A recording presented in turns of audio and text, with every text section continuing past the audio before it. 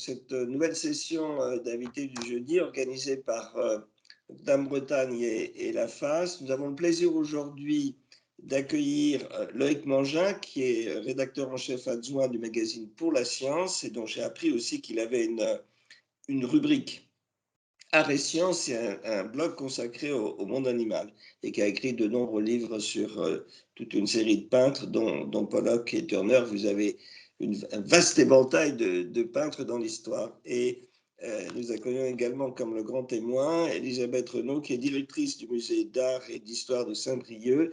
Et Loïc Mangin, aujourd'hui, va nous parler des secrets scientifiques des œuvres d'art. Nous allons apprendre ainsi une partie, on va dire, des relations entre art et science, tout du moins selon votre point de vue. Voilà, vous avez la parole. On pourra vous aider pour le passage des diapositives, comme vous le savez. Et en principe, vous avez 40-45 minutes selon ce que vous souhaitez. Ensuite, Madame Renaud intervient et puis nous passons aux questions des uns et des autres, à la fois par chat et parfois également oralement. Voilà, je vous laisse la parole, Loïc Mangin. Bienvenue avec nous et la main est pour vous. Très bien, donc je vais commencer par un partage d'écran. Donc, eh bien, effectivement, je m'en vais vous parler de quelques secrets scientifiques d'œuvres d'art. Donc voilà, bon, on m'a présenté, donc voilà, je suis rédacteur en chef au magazine Pour la Science, où l'essentiel de mon travail est de mettre en musique les hors-séries thématiques trimestrielles. Et effectivement, depuis presque une vingtaine d'années, je tiens dans le mensuel une chronique Art et Sciences. On pourrait résumer la démarche un peu de cette façon-là. Voilà, c'est vraiment, les deux sont indissociables pour ce qu'on appelle la culture aujourd'hui, et je tends, à ma modeste mesure, de rapprocher les deux. Mais avant de vous expliciter ça plus en détail, je vous propose de commencer tout de suite par un exemple, celui qui faisait l'affiche de cette conférence. Alors là, je ne peux pas vous interroger, donc je ne vais pas vous demander qui est-ce, mais je vais vous répondre tout de suite. Il s'agit de Vermeer, La Vue de Delphes. Donc les plus proustiens d'entre vous reconnaîtront peut-être un petit pan de mur jaune qui est dans le tome 5 de la Recherche du temps perdu, qui s'appelle La prisonnière, je crois. Et un critique d'art, Bergotte, tombe en pâmoison devant ce petit pan de mur jaune et en fait remet en cause toute sa vie. Mais ce n'est pas ça qui va m'intéresser, moi. Ce qui va m'intéresser plutôt, c'est ce qu'on voit en bas à droite. En l'occurrence, deux bateaux. Juste pour revenir un petit peu sur l'ensemble du tableau, de Vermeer, on connaît surtout des portraits réalisés en intérieur, l'officier et la jeune fille, la laitière, la jeune fille à la perle, le géographe, l'astronome. Et parmi les quelques tableaux qu'on a de lui, je crois qu'on en a recensé 36, mais un a disparu, a été volé à Boston, donc il en reste 35. Et parmi tous ces tableaux, il y a une vue d'extérieur, à Delft, donc une petite ville à quelques kilomètres d'Amsterdam. C'est là qu'il est né, c'est là qu'il a vécu. Et donc là, on est au sortir de la ville sur un plan d'eau qui est en fait un canal, où à gauche, on aperçoit des barges pour passagers qui leur permettaient de rejoindre le Rhin et de là, d'autres pays d'Europe. Mais à droite, on a deux bateaux qui sont normalement intrigants. Pourquoi? Donc ce sont des bateaux qui sont là à installer pour être réparés. En fait, ce sont des trois-mâts, mais on voit que certains ont déjà été démontés. Et en fait, ce sont des bateaux qui sont dédiés à la pêche à un poisson particulier, en l'occurrence le hareng. Et ça devrait vraiment nous interroger parce que la pêche au hareng a longtemps été l'apanage d'un pays beaucoup plus au nord, à savoir la Norvège. Qu'est-ce qui s'est passé? En fait, c'est là où la science pointe le bout de son nez dans ce tableau, c'est que à la faveur d'un refroidissement, un épisode glaciaire, les eaux se sont particulièrement refroidies et finalement les bancs de harengs ont migré vers le sud et sont passés du littoral norvégien à celui de la Hollande. Les Hollandais se sont emparés de cette ressource inespérée et ont armé des bateaux pour exploiter cette ressource. Ah, et l'ont fait si bien qu'ils ont fait fortune et qu'avec l'argent récolté, ils ont pu finalement partir à la conquête du monde en montant la fameuse compagnie hollandaise des Indes. Voilà. D'ailleurs, trois cousins de Vermeer y travaillaient. On aperçoit en fait la succursale de Delft sur la gauche du tableau. C'est ce long toit horizontal rouge. Et voilà. Qu'est-ce que je peux vous rajouter d'autre? En fait, on peut parler de ce petit âge glaciaire. On peut essayer de comprendre comment ça s'est traduit en Europe du Nord. Il a succédé en fait à ce qu'on appelle un optimum climatique en Europe, où les récoltes étaient très bonnes. Et tout d'un coup, à partir de, on suppose, le milieu du XVIe siècle, le froid était beaucoup plus rigoureux et beaucoup plus fréquent. J'en veux pour preuve les tableaux qu'on connaît de paysages enneigés de Bruegel, par exemple. On voit des personnes évoluer en patin à glace sur des lacs gelés. Avant 1550, c'était impossible. Il faisait trop clément, trop beau. Mais voilà, ensuite, à la faveur de cet épisode glaciaire, la glace était très fréquente en Europe du Nord. Et je crois même que Vermeer avait acheté, c'était fort cher à l'époque, un char à voile pour glisser sur les lacs gelés. Et je ne crois pas qu'il l'ait utilisé souvent, en fait. On peut, ce petit âge glaciaire pose malgré tout un gros problème parce que on ne sait pas trop comment l'expliquer en fait. On se demande s'il trahit une baisse d'activité solaire, ou bien si c'est une anomalie du Gulf Stream, le courant qui vient bercer les côtes de notre continent et lui conférer un climat plutôt tempéré. Ou alors, pour certains, il s'agit peut-être d'un épisode volcanique où des éruptions auraient projeté dans l'atmosphère de grandes quantités de gaz et surtout de poussière, et ça aurait occulté la lumière solaire et du coup vraiment rafraîchi les températures. On pourrait en fait parler pendant des heures de l'influence du volcanisme sur la peinture, parce que vous avez sans doute en tête ce fameux cri de Munch, où un personnage pousse un cri, donc, et le fond est en fait complètement orangé. Et on suppose que c'est là la manifestation en Europe d'une éruption gigantesque qui a eu lieu en Indonésie, celle du volcan Krakatoa. D'autres épisodes ont eu des influences, pas forcément sur l'air, sur l'art, mais par exemple en histoire, où on est en 1816, un immense volcan à nouveau indonésien a relâché des quantités phénoménales de poussière dans le ciel et a complètement bouleversé le climat à travers le monde, à tel point qu'on a parlé de nombreux endroits d'années sans été. Et pour le coup, aussi, il y a peut-être un petit lien avec l'art, puisqu'en en fait, à cette époque-là, trois touristes britanniques avaient s'étaient installés sur les rives du lac Léman et il faisait tellement mauvais qu'ils ont eu du mal à sortir, à se promener. Et pour rompre l'ennui, l'un d'eux a un jour proposé un concours de nouvelles horrifiques. Et c'est de là qu'est sorti le Frankenstein, puisque c'est une des trois Britanniques qui était Mary Shelley. Voilà. Donc, voilà exactement un bel exemple de ce que je fais dans mes chroniques à sciences, c'est-à-dire partir d'un tableau, d'une œuvre d'art, une sculpture, on pourra peut-être en voir une plus tard, et par le petit bout de la lorgnette, c'est raconter une histoire de science qui va pas forcément explicite, voilà, qui va rajouter à la compréhension du tableau. On pourrait dire augmenter la perception, et non, c'est ce à quoi je m'attache. C'est une des passerelles possibles entre le monde de l'art et le monde de la science. Il y en a beaucoup d'autres.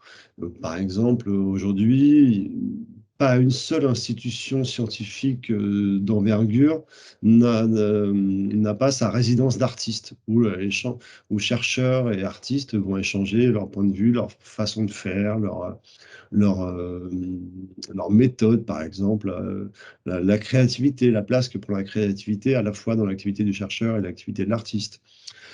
Autre passerelle possible entre l'art et la science, c'est par exemple les analyses auxquelles se livrent par exemple les équipes du laboratoire du Louvre pour comprendre une œuvre d'art et par exemple observer les repentis des artistes ou restaurer des couleurs initiales, par exemple les Noces de Cana au Louvre, un grand drapé au premier plan est passé du rouge au vert parce on a compris avec des analyses scientifiques que c'était la couleur initiale qu'avait attribuée Véronèse.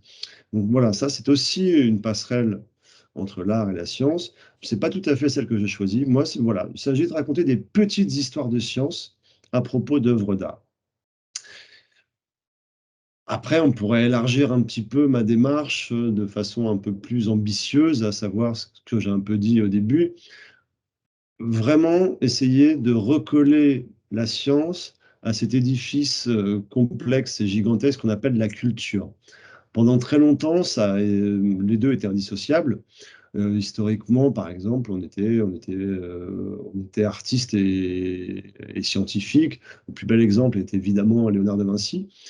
Puis ensuite, les savoirs se sont notamment en sciences spécialisés et les deux se sont séparés. On a fini par devenir soit l'un, soit l'autre.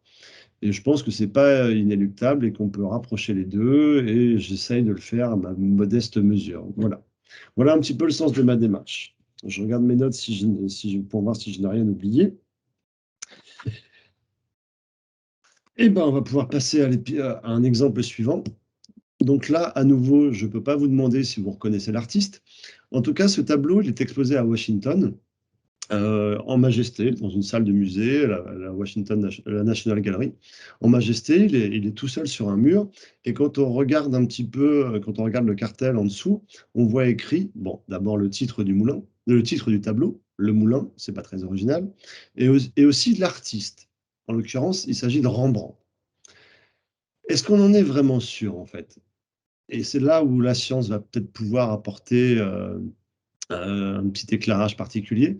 Science, en l'occurrence, puisque je parle via le CNAM, il s'agit plus en fait de science de l'ingénieur là, parce que un moulin, comment c'est constitué? On a une sorte de d'arbre, ça s'appelle un arbre, qui relie les meules à l'intérieur et qui à l'extérieur va être orné de 4 ailes. Chaque aile est constituée d'une verge hérissée de différents de petits rameaux sur lesquels on peut fixer une toile ou pas nécessairement. Quand on regarde les moulins en Europe du Sud et en France, par exemple, ces ailes sont complètement symétriques.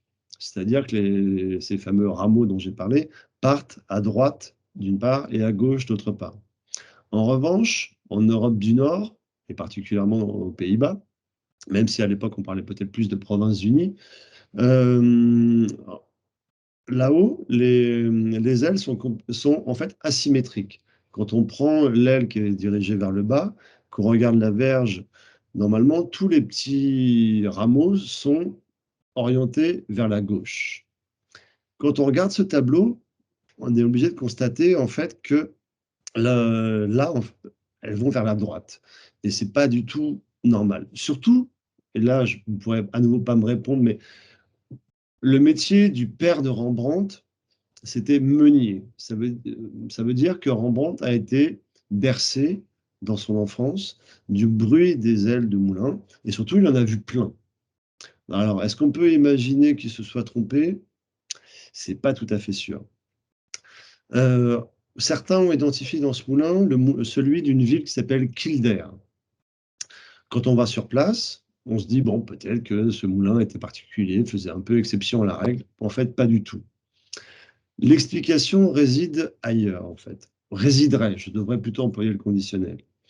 En fait, Rembrandt a aussi fait une gravure à partir de ce moulin. Or, je vous rappelle le principe de la gravure. On prend une plaque, par exemple de métal, on va graver le motif qu'on veut voir ensuite imprimé, et on se retrouve en fait avec un effet miroir. Et c'est exactement ce qu'on observe là. Alors de là à imaginer qu'un apprenti, qu'un élève de Rembrandt s'est inspiré de la gravure pour refaire un tableau à la manière d'eux, peut-être, c'est une hypothèse. On va rester en Hollande pour l'exemple suivant. Et on est à peu près à la même période, en fait. On est au tout début du XVIIe siècle. Donc là, c'est un tableau de Jean-Léon Gérôme, qui donc lui vivait plutôt à la fin du XIXe siècle. Et il a eu sa petite heure de gloire sous le Second Empire. Et puis, à la fin du siècle, au début du siècle naissant, un courant artistique a commencé à émerger. Et il considérait que c'était, comment dire, ça n'avait aucun avenir. Et en fait, c'était l'impressionnisme, ce mouvement. Donc, on peut dire qu'il s'est un peu trompé. Toujours est-il que il a représenté sur ce tableau qui s'appelle Le duel à la tulipe un épisode fameux qui correspond, pour beaucoup d'économistes et d'historiens, à la première bulle spéculative qui a explosé, à la première crise financière, en fait. Voilà. Qui avait donc pour objet les tulipes. Sur ce tableau, on voit au premier plan un noble plutôt bien habillé qui a tiré son sabre au clair et qui protège un petit pot dans lequel figure une tulipe. Au début du XVIIe siècle, en fait, les tulipes sont arrivées de l'Empire ottoman de Constantinople via des ambassadeurs et notamment un certain Charles de Leyde qui a implanté la tulipe aux Pays-Bas il est Charles de l'Écluse, pardon, je me suis trompé, Charles de l'Écluse qui est le créateur du jardin botanique de la ville de Leyde. Voilà, ça n'a rien à voir. Et au début du XVIIe siècle, les Hollandais, je vous le rappelle, avaient beaucoup de moyens, puisqu'ils étaient encore sous le sceau du hareng, et donc il y avait des très riches Hollandais, ils se sont entichés de la tulipe. Et à tel point que les cours ont bondi, ont flambé. Selon certains, une tulipe recherchée un bulbe de tulipe pouvait valoir jusqu'à 10 ans de salaire moyen d'un artisan, ce qui est considérable. Ça pouvait être aussi le prix directement d'une maison confortable à Amsterdam. Les plus recherchées, c'est justement celles qu'on voit sur le tableau, là, ce que j'ai fait en gros plan. C'est-à-dire, ce sont des tulipes bicolores. On le voit bien, on a j'allais dire, des pétales. Dans la tulipe, on ne parle pas de pétales parce qu'en fait, les sépales ont la même morphologie, le même aspect que les pétales. Donc, les deux sont réunis sous le vocable de tépale. Voilà. Et donc, cette tulipe-là, elle est dite flammée, c'est-à-dire qu'elle est bicolore. Alors, à l'époque, c'était dû à un virus, un petit virus, un virus sérieusement enquiquinant, puisque il est parmi il est parmi les pires ravageurs des plantes. Il affecte le lys aussi, et voilà. Il est transmis bizarrement par un puceron, par un insecte qui est associé au péché. Mais voilà. Aujourd'hui, ce type de fleurs, parce que vous avez peut-être des jardins et peut-être des tulipes et peut-être des tulipes de ce genre. Le type de fleurs aujourd'hui, on parle de tulipes Rembrandt. Je vous rassure, elles ne sont pas infectées par des virus parce qu'aujourd'hui, c'est interdit de vendre des fleurs infectées. Non, cet aspect-là, aujourd'hui, résulte en fait de sélection horticole. On a favorisé l'apparition de ce caractère. Et, euh, et donc, voilà. Mais malgré tout, ce virus est quand même très préoccupant au point que, notamment en Hollande, dans les champs de tulipes, on le surveille et on veille à ce qu'il ne vienne pas infecter les champs de tulipes. Pour revenir à cette flambée des cours, à cette tulipomania, comme on l'appelait, euh, elle a été tournée en dérision par plusieurs peintres, notamment Bruegel, par exemple, qui en a fait une satire, où on voit non pas des humains, mais des singes se livrer au commerce de ces tulipes.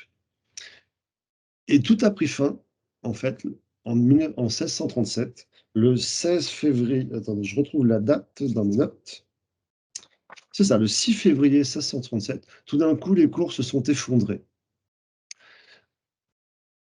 Pourquoi? On ne sait pas trop, mais peut-être que la peste bubonique qui commençait à ravager la région a eu son influence, puisqu'on imagine mal aller courir après des bulbes lorsqu'on est menacé par cette maladie terrible. On peut ensuite se poser deux questions face à cette tulipomanie. D'abord, est-ce que ça a eu des conséquences graves sur l'économie de la Hollande? Là-dessus, les économistes ne sont pas sûrs. Ils se perdent en conjecture et ils débattent. Pour certains, ça a été vraiment notable et important. Pour d'autres, ça n'a vraiment été qu'un artefact.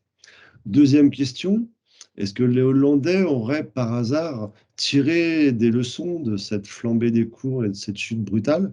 En fait, pas tout à fait, parce qu'un siècle plus tard, le même phénomène s'est reproduit, mais cette fois-ci, il n'était plus question de tulipes, mais de jacinthes. Voilà, donc le boom des fleurs a continué. Alors, après Vermeer, Rembrandt et les tulipes, on va quitter la Hollande cette fois pour des contrées peut-être un peu plus ensoleillées, puisque justement, il va vraiment être question de soleil.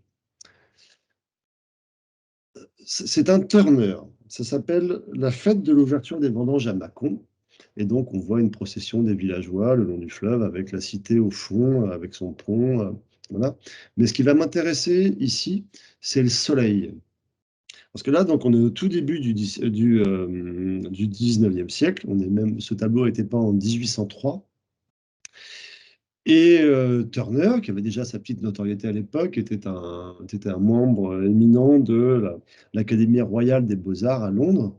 Et en fait, il se trouve qu'à l'époque, l'Académie royale des beaux-arts partageait le même bâtiment, en l'occurrence la Somerset House, avec l'Académie des sciences, l'Académie royale des sciences. Et tandis que Turner avait son petit succès à l'Académie des beaux-arts, dans l'Académie mitoyenne, c'est un certain Herschel, un autre William Herschel, qui faisait l'actualité, parce qu'il a livré à cette époque-là les résultats de ses études du Soleil. Avec son télescope, il a pointé son instrument vers le Soleil. Pour se protéger un petit peu, il a utilisé des solutions d'encre à la manière de filtre. Et donc, à partir de là, il a pu décortiquer l'anatomie du Soleil. Donc, selon lui, notre étoile était constituée d'une sorte de noyau dur sur lequel même il imaginait des habitants. Bon, ça, évidemment, ça n'a pas été vérifié. Autour de ce noyau, il y avait une sorte de milieu plus ou moins élastique.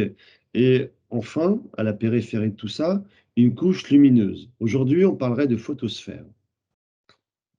Entre parenthèses, il a observé sur cette couche externe lumineuse ce qu'il a appelé des trouées, c'est-à-dire des fenêtres qui s'ouvraient de façon périodique.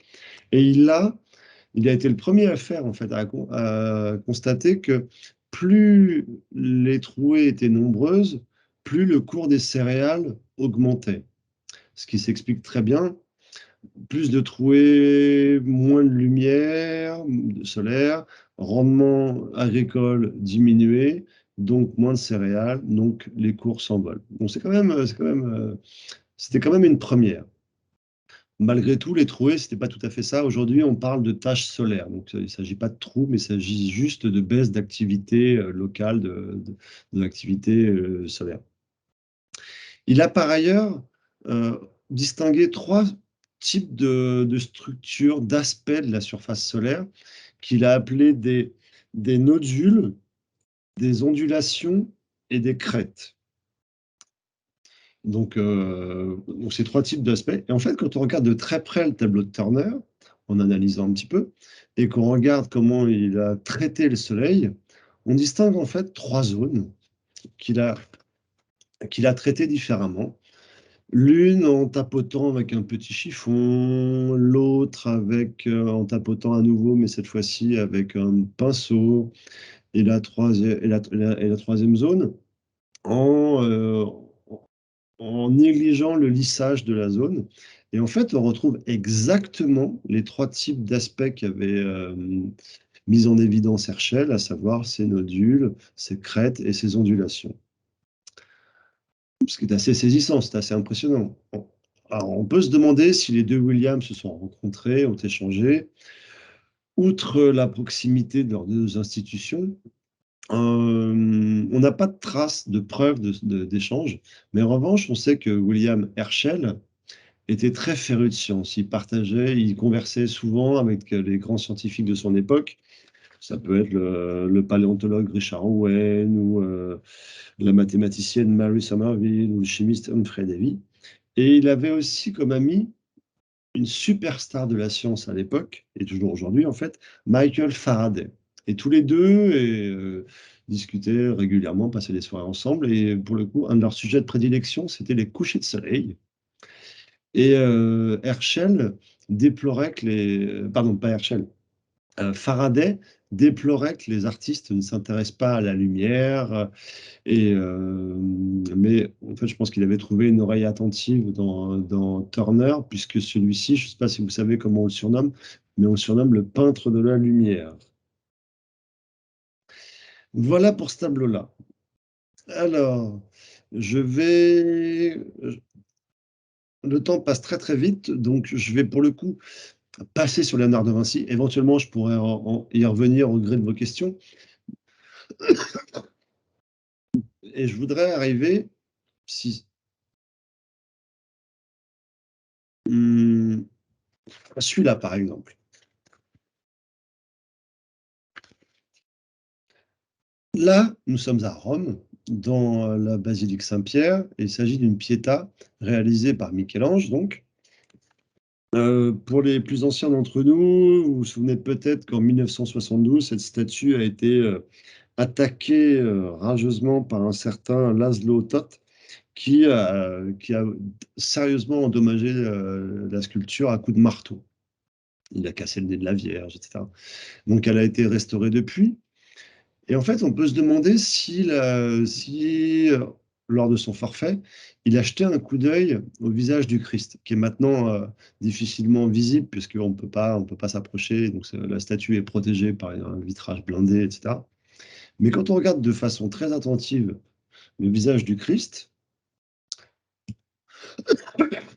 pardonnez-moi, comptez les incisives, en supposant que l'image est suffisamment nette et claire, comptez les incisives, on en voit non pas 4, comme c'est le cas chez la plupart d'entre nous, je suppose, mais en fait 5. Voilà, on distingue 5 incisives. Quand on se promène dans le Vatican et qu'on va dans la chapelle Sixtine, par exemple, on constate que d'autres personnages représentés par Michel-Ange sont affublés de la même coquetterie, on va dire. Par exemple, derrière l'autel de la chapelle Sixtine, il y a un démon. Donc là, j'ai pas les photos ici, mais vous pouvez me faire confiance. Un démon derrière l'autel est aussi affublé de cette cinquième dent. C'est aussi le cas au plafond d'une sibylle, c'est-à-dire la sibylle de Delphes, une prophétesse. Et dans d'autres œuvres, ailleurs, par exemple, il y a un dessin de Michel-Ange qui représente Cléopâtre, et elle a aussi 5 dents, 5 incisives. On peut difficilement imaginer une erreur. Alors, comment interpréter ça? D'abord, ça existe réellement. Ça s'appelle, ce phénomène-là de dents surnuméraires, ça s'appelle le mésiodance. Ça touche parfois jusqu'à 1% de la population. C'est pas toujours l'incisive, ça peut parfois être une prémolaire ou une molaire. J'ai pas vu de cas où il s'agirait d'une canine. Ça, ce serait encore plus visible. Peut-être chez les vampires, si ça se trouve, c'est ça, hein. Et on ne sait pas trop d'où ça vient. On imagine qu'il y a des facteurs génétiques qui expliquent ce phénomène. Mais toujours est-il que ça existe vraiment. La question qu'on peut ensuite se poser, c'est est-ce que Michel-Ange en avait connaissance? C'est très probable en fait, parce que à l'époque de Michel-Ange, on trouve la trace de ce Mésiodance dans 2 ouvrages, dont un d'un certain Realdo Colombo, qui était un médecin avec qui l'artiste a souvent pratiqué des dissections. C'était interdit, selon les époques, enfin, ça a un peu varié, mais voilà. Et malgré tout, Michel-Ange se livrait à ce genre de pratique. Et c'est grâce à ces dissections qu'il est devenu aussi efficace dans le rendu de l'anatomie de tout, que ce soit en sculpture ou en peinture. Donc voilà. Dernière question à propos de ce tableau. Qu'est-ce qu'il a bien voulu dire? Parce qu'on est d'accord, ça existait, il l'a croisé, il l'a vu, il l'a constaté. Mais pourquoi il y en a affublé certains de ces personnages? Alors, selon certains, cette danse surnuméraire trahirait l'absence de grâce divine. Donc ça, on le comprend très bien pour le démon. Ça, c'est évident qu'en tant que démon, la grâce divine ne vous a pas touché. On peut le comprendre pour les personnages de l'ère pré-chrétienne, Cléopâtre, la Sibylle de Delphes. Mais en revanche, pour le Christ, c'est plus énigmatique. Et toujours selon certains, en fait, par cette danse supplémentaire, le Christ aurait en fait endossé tous les péchés des humains. Voilà, c'est une hypothèse, je vous la livre, je vous laisse y réfléchir. Éventuellement, on pourra en discuter ensuite. Toujours est-il que dans cette statue, on peut dire que le Christ est mort à 33 ans. J'espère que vous me permettrez ce jeu de mots. Je ne sais pas si je peux continuer, puisque le temps à peu près imparti est presque écoulé. J'attends un signe des organisateurs. Oui, vous pouvez encore quelques minutes, hein. Allez-y. D'accord, je continue. Bon, du coup, je vais peut-être remonter sur un exemple sur lequel je suis passé un peu vite.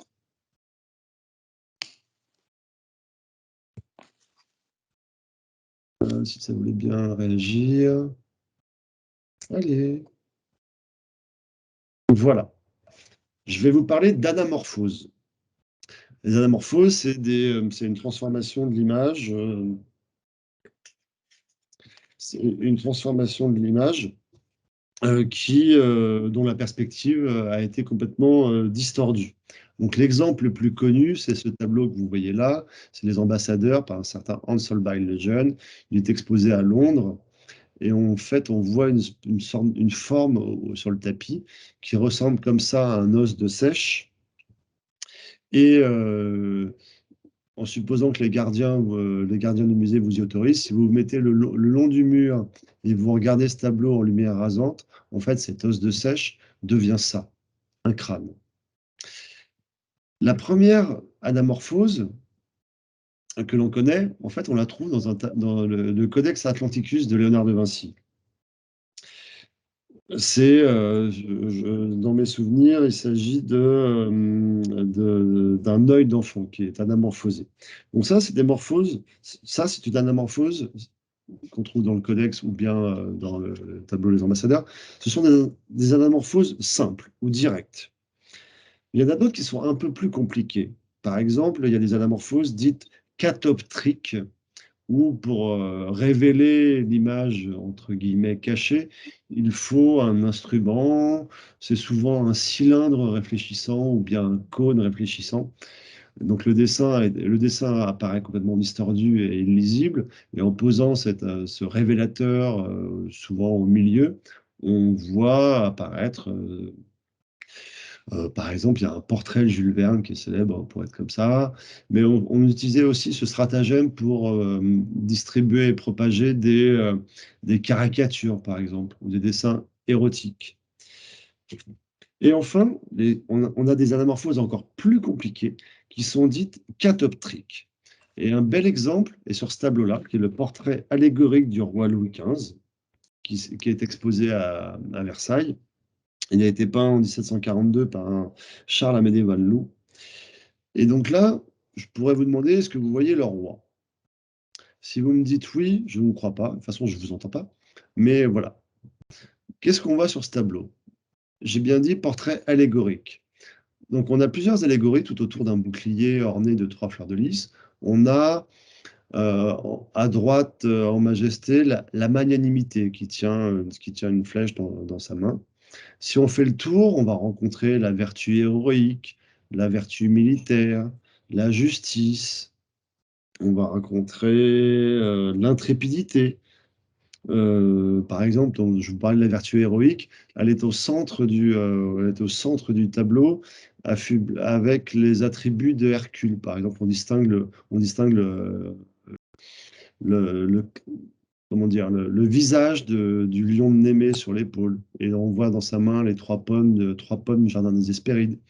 À sa gauche, c'est la vertu invincible, qui est représentée par Minerve, avec un rameau à la main. Et voilà, et donc on a plein de vertus représentées sous forme d'allégorie. Et le roi Louis XV là-dedans, en fait. C'est là où l'anamorphose catoptrique intervient. En fait, pour le révéler, il fallait une lentille à facettes, tout- euh, un objet un peu compliqué, hein, que l'on insérait dans une sorte de cylindre, un peu comme les jouets des enfants qui ont des kaléidoscopes. Je ne sais pas si vous voyez cet objet. Et donc là, quand on regardait ce tableau, à travers cette lentille montée sur un cylindre, en fait, le roi apparaissait comme ça en plein milieu du bouclier, qui était auparavant orné de 3 fleurs de lys. Pour arriver à ça, en fait, c'est tout simple, presque. C'est différents éléments de l'allégorie qui vont converger et ensuite constituer le visage du roi. Rien n'a été laissé au hasard.